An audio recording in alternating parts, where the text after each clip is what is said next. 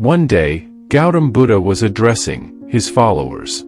Among the followers, a young man listened intently to Buddha's speech.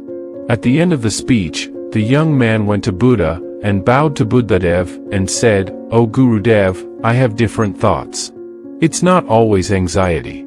But the more I want to overcome these thoughts, the more I want to free myself from these thoughts, the more thoughts are born in my mind. I don't know how to remove these worries from my mind." Buddha said, "Okay, you come to my ashram tomorrow morning." Then the young man bowed down to Buddha and left. According to Gurudev, the young man came to Buddha in the next morning. Buddha saw him and said, "There is an earthen pot next to you. Fill it with some stones and give it to me." The young man didn't understand. However, he began to fill the pot with stones, just as Buddha had said.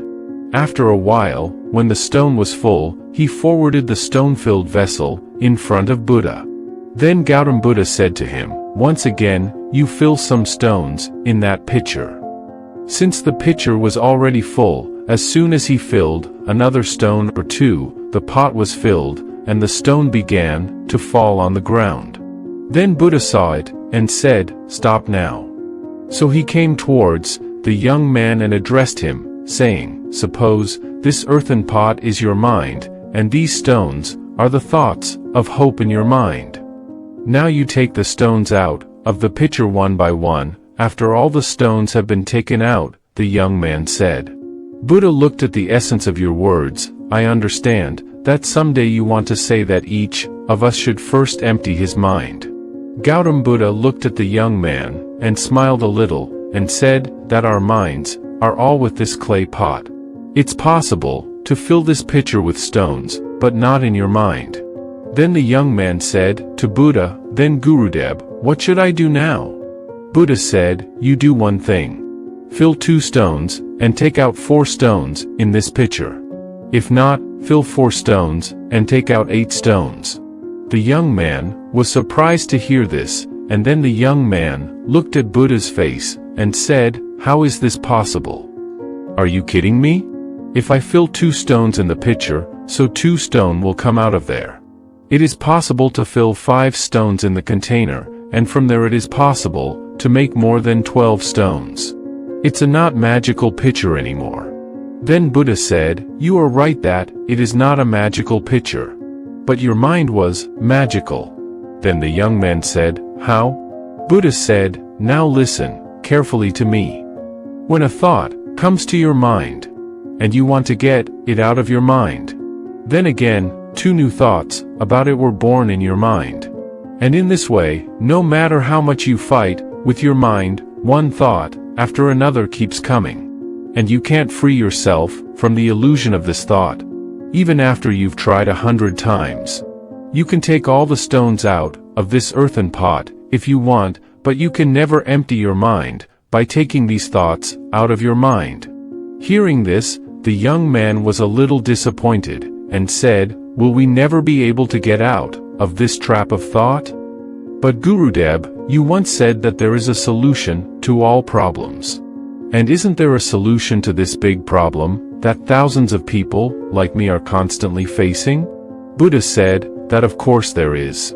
"You do a job, fill this pitcher with some stones." The young man did as the Buddha had said. Then Buddha said to him, "Now you should choose a stone from here and make a statue for me. I hear you can make a very good statue." The young man looked at Gautam Buddha, then said, "All right, Gurudev." Then he pulled a stone out of the pitcher first. But he didn't like the size of the stone very much. Then he took a second stone out of the pitcher. But he didn't like the color of the stone. Then he thought there was a better stone inside the pitcher. So he took all the stones out of the pitcher at once and poured them on the ground.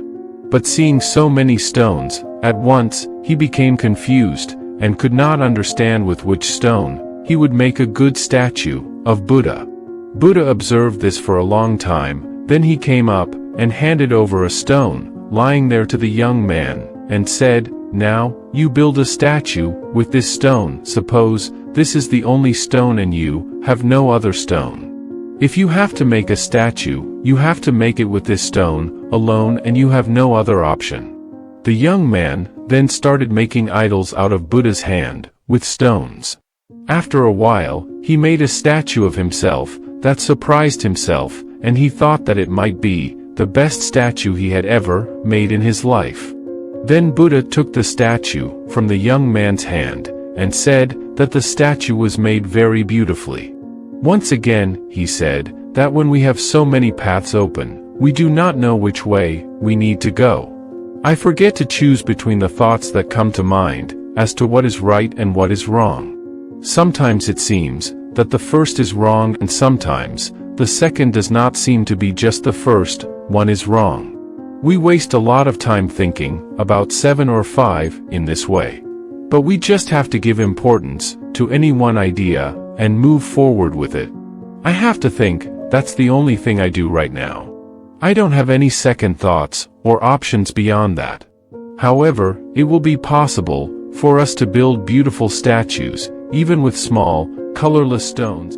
Dear friend, what you learned from the story and how you felt listening to the story must write in the comment box.